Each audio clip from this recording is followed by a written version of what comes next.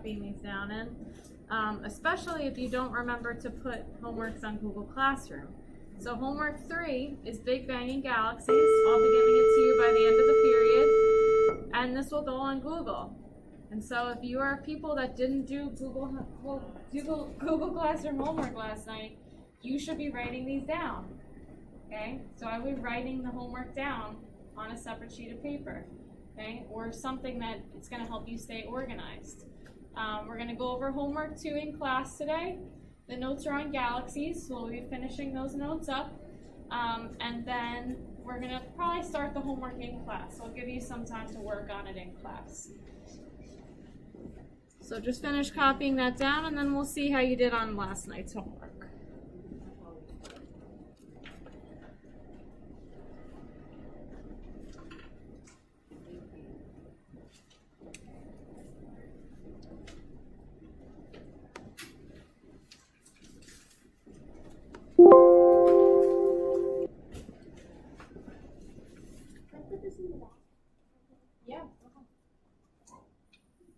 Any labs that you put on Google Classroom, you can put in the folder. Go for it. You don't need to wait for me to tell you. You don't even need to do it during Earth Science. You can just do it whenever you like.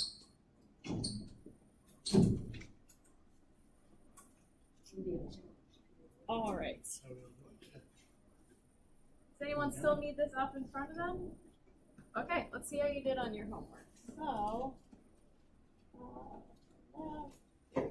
Okay, so your homework average is a 13.4 out of 15. Nice. So most people got in the 15 range. That's what I like to see.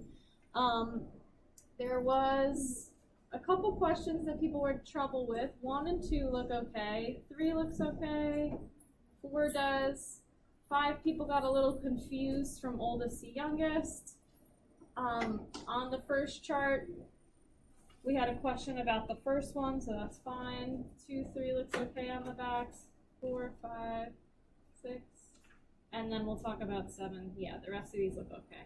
So let's start by going over your homework. So your homework should be in front of you as we go over it, because I'll be writing things that you might want to make notes of. Does anyone not have a copy of the homework and needs one in front of them? Nice. Okay. So number 1. Based on the redshift data on galaxies, most astronomers infer that the universe is currently expanding. Okay, so this is based on the idea of the Big Bang theory that we talked about yesterday. So the Big Bang theory says the universe started out as a little hot dot and suddenly just an explosion. Okay, so rapid expansion, faster than the speed of light. And so that's why the choice for number 1 is D. Number 2, background radiation detected in space is believed to be evidence that choice C, the universe began with a primeval explosion, and the primeval explosion they're referring to is this. They just didn't say it in those exact words. Number 3, a comparison of the age of the Earth obtained from radioactive dating and the age of the universe based on galactic Doppler shifts suggests that, Jesus Christ. Yeah, that's a Regents question. And they're trying to freak you out before you even get to the end of the sentence. So they really just want to figure out, compared to the universe, how old is the Earth? So in normal words, non-Regents words, that's what they're asking. But look at how they ask that to you. They're just trying to set you up for failure. So you got to read between the lines. Use your highlighter. Maybe paraphrase and write what the question's asking on the side. Okay, because this is a mouthful. So what they want you to say is that the Earth was formed after the universe. So remember that the Earth, and I'll write it over here on the side, is about 4.6 billion years old. The universe is about 14 to 15 billion years old. So the Earth formed after the universe, because it is younger. Number 4. They show you a spectrum for an element, which we kind of ended class talking about yesterday. And so they say that the spectral lines of the same element are observed in light from 4 distant galaxies. So here's the one that we look at, and this is standard. Okay, so this is what we're going to compare these to.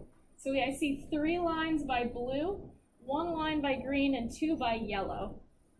So I'm looking at these, and I want to know which one is the farthest from Earth. To answer this question, you need to flip back to your notes.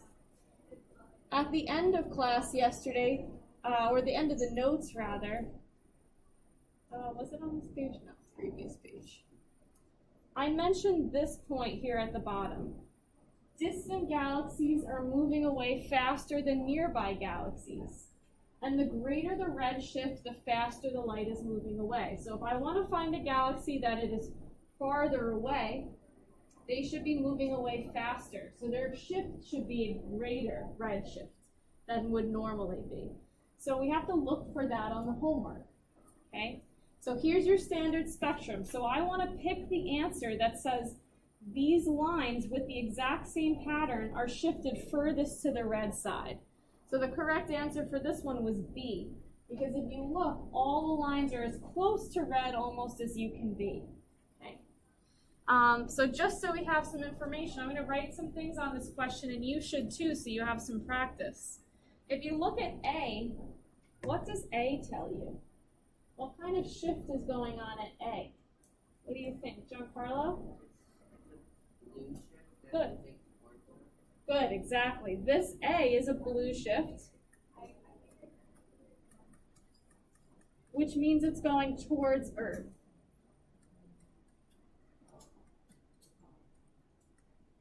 Okay, because we see the same pattern of spectral lines, except now these three that were by the blue are now closer to the violet side. So A is a blue shift. Looking at C and D, can someone tell me which one is taken of a picture of a galaxy that's not moving at all? It's a stationary galaxy. So no movement, it's not coming closer and it's not getting further away. It's just saying the exact same distance from us. Lily? D, good. Okay, D is a stationary galaxy. Stationary means not moving. And the way we know that is because the placement of the lines is exactly as before. The same distance here and the same distance here. Okay, so it's not moving. And so if you look at C, what would you say, what kind of shift is happening at C? Camden? Good, it is red shifted. And that's kind of what the question's asking. Can anyone tell me, and this is tricky, this is red shifted, but why is B the better answer? Why is B better? Why did we pick B? Cole, what do you think? It's farther toward what side? Good. Okay, so the reason B is the correct answer, it is because it's the most red shifted. This is red shifted, but I'd say maybe that this is just a slight red shift. Okay, so this was your second best answer. This is the best one. So questions can sometimes be a good tool to make sure we understand the whole concept. So we can use the wrong answers to understand a little bit further. One last question on this page, and we'll talk about this more today, so if you get stuck on this one, it's okay. In which group are the parts listed in order from the oldest to the youngest? Okay, so yesterday we said that the universe was about 14 to 15 billion years old. Okay, the Earth is about 4.6 billion years old. And we didn't mention the Milky Way. Okay, so now we'll kind of get an idea about the Milky Way. So we should have selected a choice that says the universe is the oldest. So we're going to get rid of D and B because they don't say universe is the oldest. So A and C do. And so these kind of go in size order as well as age order. So the oldest thing on here is the universe, and the next biggest thing, which we'll talk more about today, is our galaxy. So A is correct because it goes big, medium, small. Okay? The solar system is within the Milky Way, which is within the universe. So in order for them to form, the big thing needs to have already formed, if you get what I mean. So the universe, it holds everything. The Milky Way is just one of the galaxies within the universe, and the solar system is just one of the stars within the Milky Way galaxy. So it's kind of like a size order question as well as a, I guess, age question as well. And we'll talk about this one more today if you had trouble with it. Questions on the first five? Okay. Flipping to the back. More spectra. So they say that this is a laboratory standard spectrum. So if they tell you that, that means I'm going to compare my next spectrum to this. This is like the control. This is the thing that I'm comparing against. So if I went to a laboratory and I looked at this particular element in a gas tube, which I'll probably show you either at the end of class today or tomorrow, this is one from a distant galaxy. So question 1 says, how do these two spectra differ from one another? Okay, so if I look at the lines are exactly the same from this one to this one. The only thing that's different about the second one is that the second one is shifted to the right. Okay, and you could even mention same lines or same pattern. What I mean by that is that I don't have an extra like line over here, 2 lines here. Okay, it's the same pattern. The lines pattern did not change.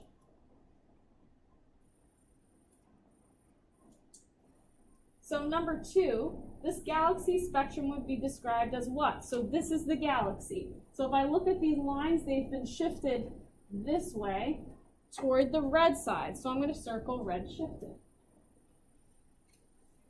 And so what does a red shifted spectrum tell you about the object? If something is red shifted, that tells you the object is moving toward you or away from you. Sam?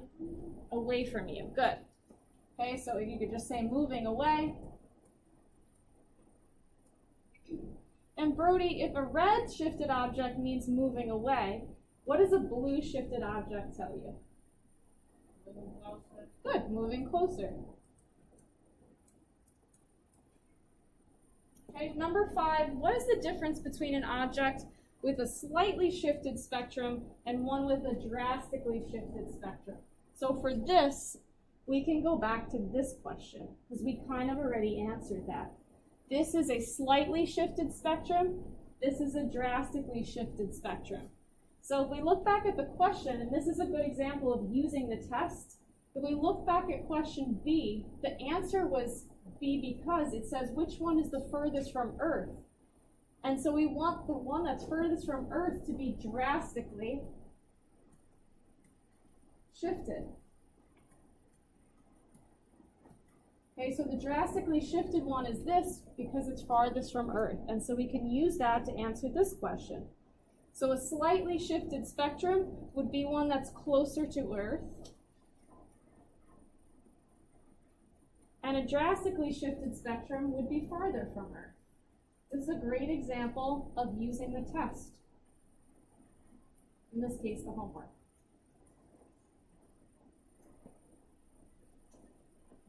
Okay, number 6.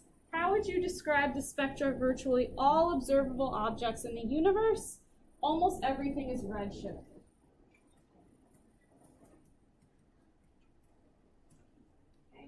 Now, can somebody tell me maybe kind of what they typed in for question 7 on the homework last night? If everything is redshifted, what does that tell you about the objects around us? That they're all doing what? They're all doing what movement? Are they all moving away from us or are they all moving toward us? What do you think, Giancarlo? They're all moving away from us.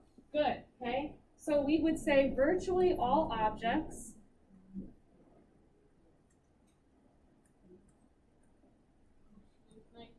yeah.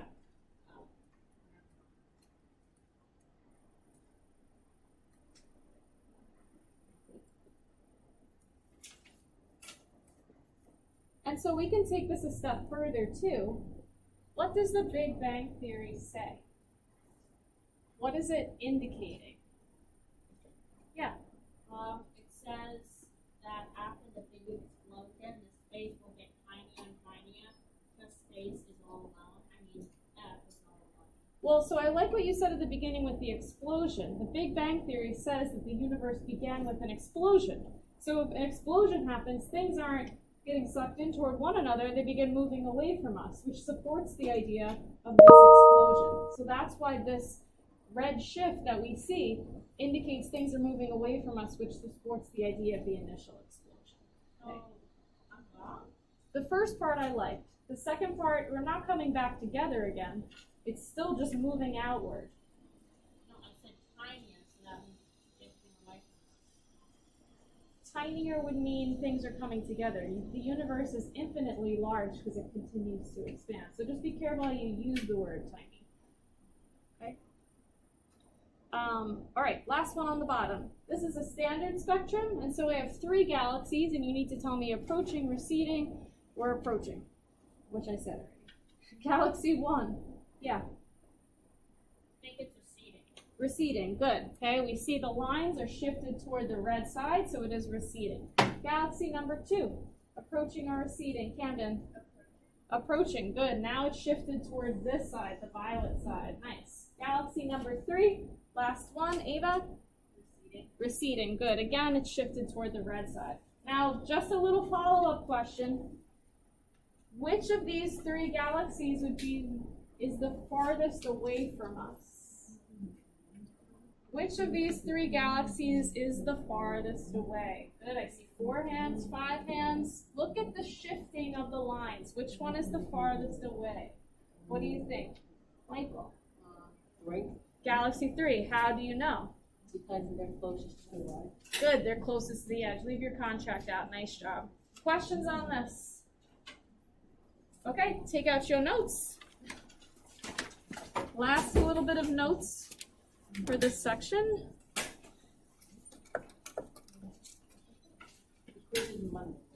Wednesday. I'll put it up here too. So we have a quiz on, and I could cross these days off. Earth Science quiz on the 28th. Okay.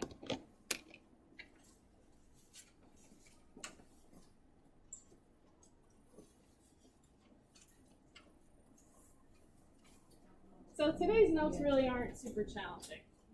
It's more just interesting and trying to get you to think big. Because the numbers that we're going to be talking about, the speeds that we're going to be talking about are larger than probably anything you can even imagine. And so today we're just going to talk about galaxies and different sizes of things in the universe. And so this is the shape of our galaxy. So this is a side view, so maybe you just want to label it that. And this is an overhead view.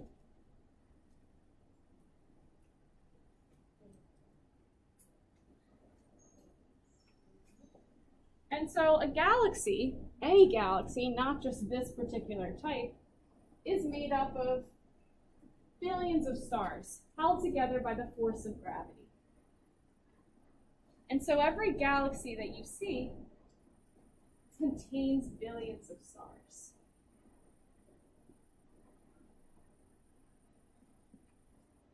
Our galaxy, the one we live in, is called the Milky Way. I think they named it that because if you have ever gone to somewhere that's so dark that you can see the Milky Way and all of its brilliance, you would see that it kind of looks like someone spilled some milk across the sky. And that's kind of where they got its name from. And then the candy bar came after. So it was not named after the candy bar. Yeah. I said there was no gravity in space. I didn't say there was no gravity in space. I said there was no matter. Gravity is a force. There is objects in space like stars and planets, and they have mass. And anytime that you have something that is massive, it generates gravity. So even you have some gravitational force. Okay, all humans do, except we're pretty small creatures compared to planets and stars. So it's not like if I drop my pen over there, it's just going to go to me. Okay, doesn't work like that.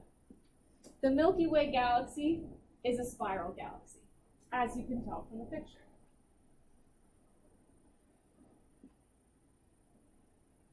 Our solar system is located on one of the spiral arms, out on the edge of the galaxy. That's why I wore this shirt today, because you are here. Also, I just like wearing t-shirts in the middle of the week, because, yeah, why not? Okay, so in this picture, they showed you a location. So it says sun's location. So if the sun is there, we're kind of over there too. So it's right about over here. So notice it's not pointing to the center. This is not the sun. As you will learn next week, our sun is pretty tiny. If our sun would not even be visible from this picture because our sun is so small compared to the other stars, which is great for us because if the sun was any bigger than it is, we couldn't live here. Okay, we literally live in like the perfect circumstance. If it was any closer to us or further from us or any larger or smaller, life would not exist as we know it. We literally live in like the perfect window of distance from the sun. The sun happens to be the most perfect size. Our rotational speed is just perfect. We have like, I don't know, the best chances for us to be existing right now in this room. So if you're having a bad day, just think about all the things that had to go right for Earth to be where it is and for life to have evolved as it is. And it's pretty amazing to think about. Yeah? How is everything just a coincidence that it's all worked out like that? Right? So that kind of is what you believe. Is it a coincidence or is there some kind of like divine plan behind it? Yeah, we don't know. Yeah. I actually had, this is a quick side, they sent an astronaut up to space, and he was up there for I think a year, and when he came back down, he had a blood test, and the blood samples were changing while he was in space, and they were almost not blood types anymore. They were different blood types, so they were Yes. identical twins, or it was just brothers. Well, they used to be, but the blood types were different. That's when he went in interesting. space, and he got bald, and he could not grow back. And he became bald? Yeah. Oh. I actually have that article that he's talking about. Yeah, I mean, send it to me. I'd like to read it. I haven't heard that before. What's the largest object in our galaxy? The largest object in our galaxy? Good question. So in this nucleus area here, in the center of our galaxy, and you can see it from here too, is a black hole, we think. So all of the stars and planets, so every little dot you see on here is a star, and around that star is planets. So we can't even see all the stars here. They just kind of look like the whole area is glowing. We can't see them individually. There's about 180,000 stars inside this galaxy. Oh, I'm sorry, 180 million stars, not thousand. 180 million stars that is in this Milky Way galaxy. All these stars are going around something with the most mass. The most massive thing in our galaxy is this central black hole. We don't fully understand black holes. So I don't know how many questions you can try to ask me that I will be able to answer. There's just some things we don't know. But this black hole is so much mass that everything around it is somewhat attracted to it due to the force of gravity, and the galaxy itself spins, as you might expect from seeing the shape of the galaxy. It kind of looks like a tornado if you viewed from above. Yeah. So how come all galaxies have like a huge star in the middle? There's usually something at the center that's massive. A black hole's not a star, though. It's kind of a dead star. It's kind of weird that ours doesn't have. What'd you say? It's kind of weird that ours just doesn't have a big star. Yeah, and it looks kind of like it does because in this picture it's very bright there. But a black hole can even pull light in. Light can't even escape the force of a black hole. Yeah. Does like everything around the black hole eventually get sucked into it? Eventually. The entire galaxy? Yes. Eventually, that you would expect that to happen. Now, some of these things, so compared to the black hole, we are about right here. So we're kind of close to it, but just remember the sizes and the distances we're talking about here. We're going to go over them in a second. This is a very long distance, so don't worry too much. If there is something going around a black hole, the things that would be concerning would be the ones right around it. And I'm going to show you a video in class tomorrow which talks about black holes a little bit more, okay, between lecture and lab. And then you'll kind of get an idea visually what they may look like. We really don't know. We haven't been there. But just the theories behind them, and you'll understand a little bit better. I have many questions. You got little and colorful stuff. What's beyond that? There's like literally nothing. A lot of times when you see like this like wispiness, a lot of that is like leftover gas and dust, which stars use to form and planets use to create what planetesimals and then bigger planets. So that's just kind of floating around, and most galaxies have that. Wait, what about the black stuff beyond space? That's dark matter. But beyond that is just like we can't see far enough to see the other galaxies that are around. Okay, great questions, guys. Okay. So if you want to write nucleus, black hole, go for it. That is what we think is at the center of our galaxy, although we've never been there.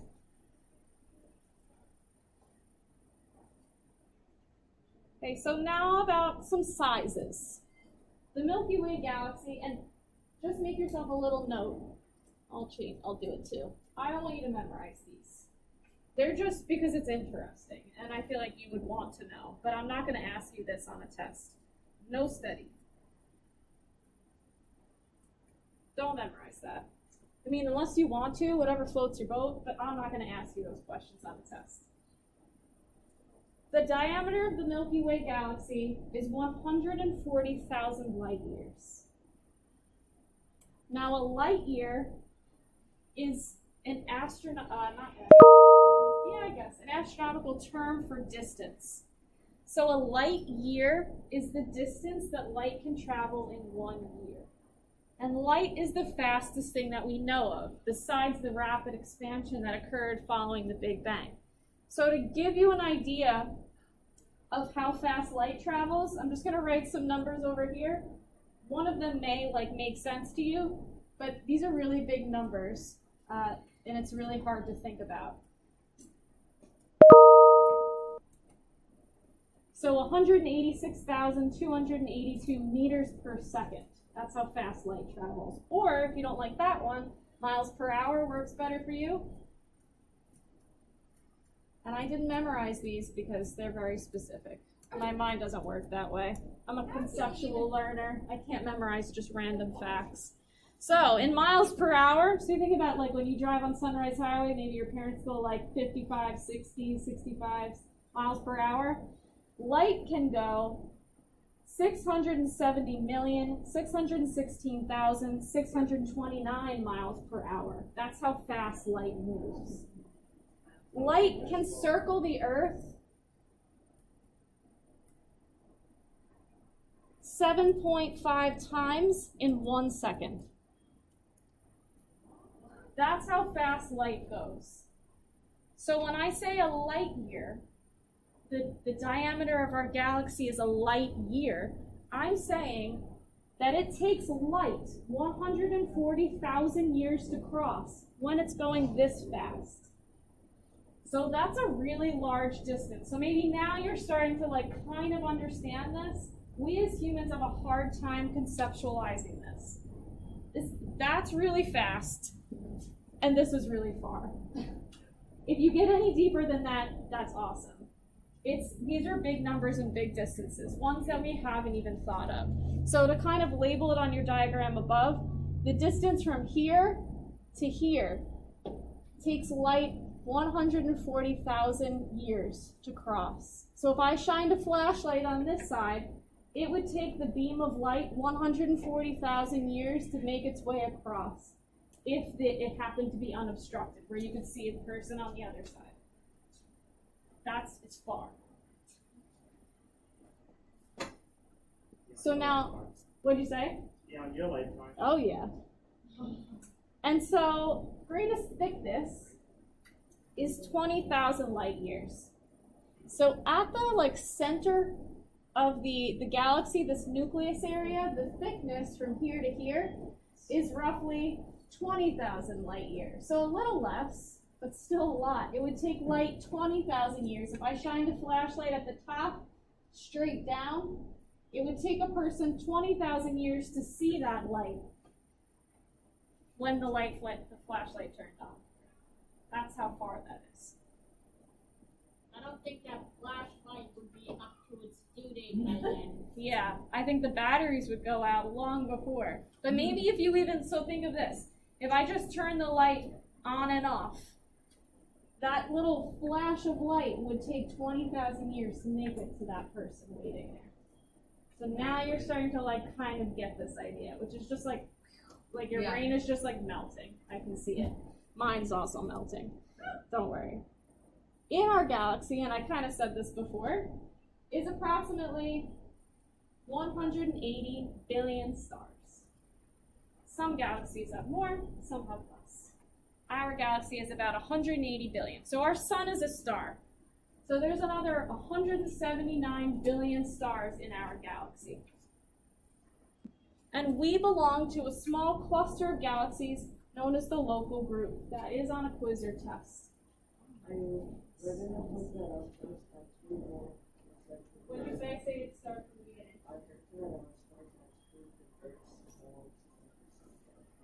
Star is the smallest what? The sun is? Yeah, the sun is very small. As we'll see later next week, the sun is like a really, really tiny star compared to the rest. Not the tiniest, but a very small star. What's the biggest star?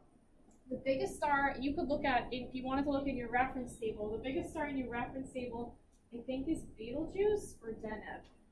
They're super giant stars. Is the red one. It's a red color, yeah, red-orange color.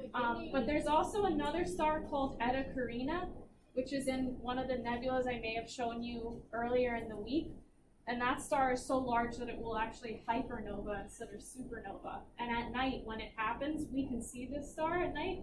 The whole night sky will be lit up by the supernova caused by that star. And we don't know when that's going to happen, so it could kind of be like tomorrow. Or maybe it already happened, but the light's just taking that long to get there. It's astronomy. Yeah. I remember that there was a meteor crashing down and it literally lit up the entire city of China or something. Yeah, and that's like a tiny little rock like this big. Imagine a star like exploding. Yeah, crazy stuff. All right, so this will help you if you had trouble last night on the homework with the different ages of things. So we're going to do largest to smallest, and this helps put things into perspective a little bit. So what's the largest thing ever? Biggest thing ever? Universe. So that's the first thing. Universe is the largest.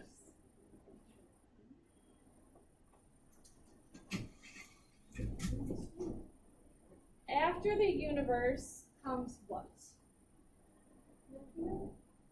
Yeah, which is a type of Star. Galaxy. galaxy. There we go. Universe, galaxy. So universe, there's only one. All encompassing. Within the universe, there are multiple galaxies. Within each galaxy, there are lots of bees, which we are a part of. Ava?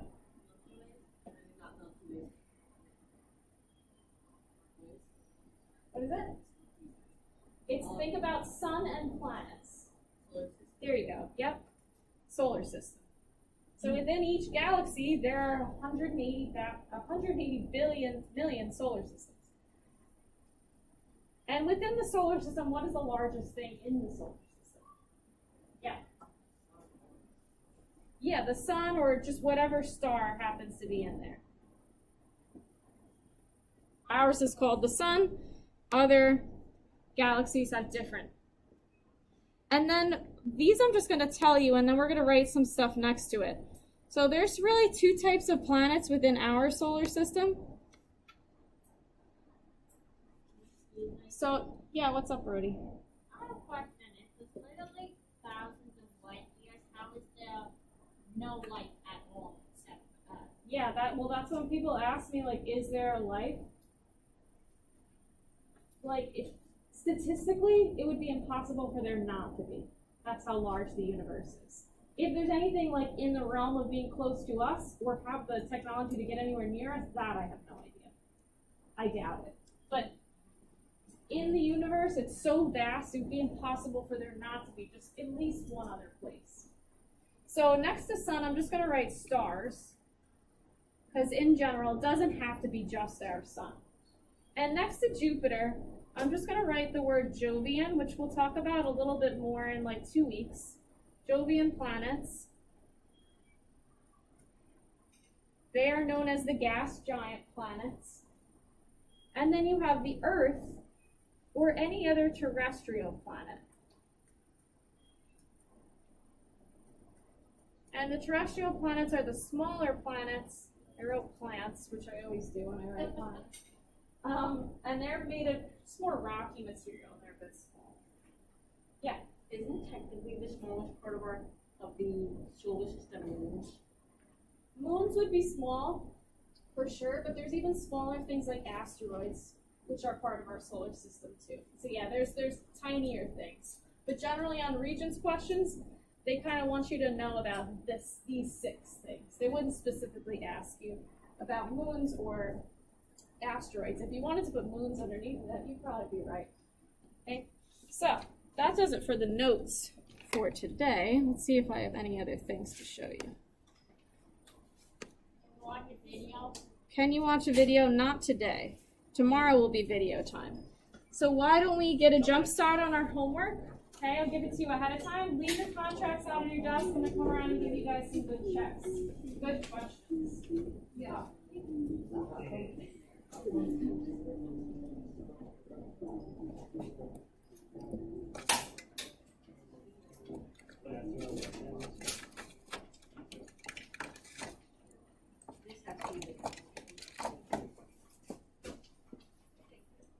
Question? Nick has a question that so much.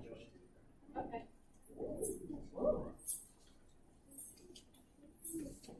Yeah, yeah, good. So it's close to What was your question?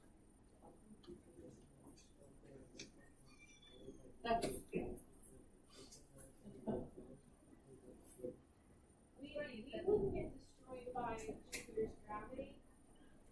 Yeah, no, we wouldn't. Come there in like some kind of like rocket or ship. If Earth though came close to Jupiter, it would have much more like gravitational attraction for us, so it could pull us in. But the reason the moons don't is because the moons are like the perfect distance away from Jupiter in size, so they're not pulling them in necessarily or pushing them away.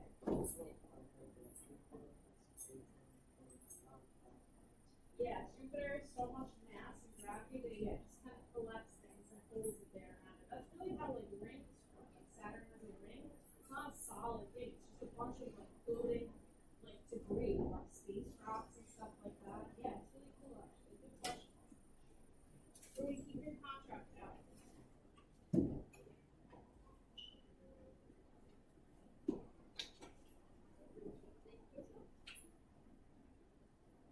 I am actually loving this subject. So glad you did that. I got it. The second it's done, I'm like, woo! I knew you would, Brody. I knew you would, bud. Definitely an interesting. I love space. No, I'm just Like his mind is working like yeah. I really want to Like, use like like a a spaceship, you know what that is? I'm a spaceship alien. Can I give everybody five? I remember I used sometimes in science. I remember when I was like in the 2nd grade, and they would tell me pictures of the galaxy. I'd be like, in the corner, I'd look at the corner and say, that's the sun. I know. Now your mind is blown. That was the sun before the film. 2nd grade means like, this looks to the black, that's the sun. Remember how some Being up to all are these things, smaller like, than that sun? Oh, you too? You're just like, what? I know, no one's ever in the room with me when I teach this besides kids. I just think it's so like Fascinating, right? I love it. What? I said, you're not used to having an upper adult. No, it's so weird. That's why I'm always like, oh, you can help me hand things out. This is nice. That's so great, Brody. I'm so excited to hear you say that. This is really, well, you think this is the coolest thing you've ever seen? Yeah, what is Michael? Like, Fortnite isn't that cool anymore. Fortnite is cool. I love it. Oh my god. So job done. That's it. Mic drop. What do you Just kidding. To leave today.